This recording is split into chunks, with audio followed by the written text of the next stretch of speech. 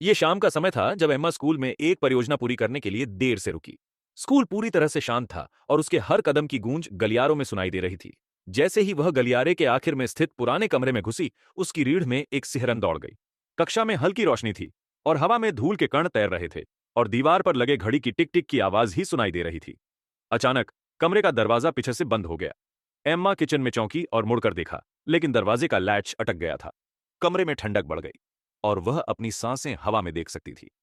घबराहट ने उसे घेर लिया क्योंकि घड़ी की टिक टिक की आवाज तेज और बेतरतीब हो गई। फिर कमरे के पीछे से उसे यह सुनाई दी, धीमे फुसफुसाहटें। ये आवाजें कहीं से आ रही थीं, जैसे कुछ आवाजें बस उस तक पहुंच नहीं पा रही थीं। उसने मुड़कर देखा कि चॉकबोर्ड पर धीरे धीरे खुद ब खुद कुछ लिखाई हो रही थी। अजीब से प्रतीक बन रहे थे। फिर वे गायब हो रहे थे, जैसे उन्हें कोई अदृश्य हाथ मिटा रहा हो। एम्मा का दिल तेजी से धड़कने लगा। उसने फिर से दरवाजा खोला, लेकिन वह नहीं खुला। फुसफुसाहटें तेज हो गईं और चॉकबोर्ड पर उसके नाम, एम्मा, का लिखा होना शुरू हो गया, बार बार। अचानक कमरे की लाइट्स टिमटिमाई और बंद हो गईं। अंधेरे में एम्मा को धीमे धीमे कदमों की आवाज सुनाई दी। जैसे ही वे कदम पास आ रहे थे, एम्मा ने अपनी गर्दन के पीछे बाल खड़े होते महसूस किए और एक ठंडी सांस उसके कान के पास आई।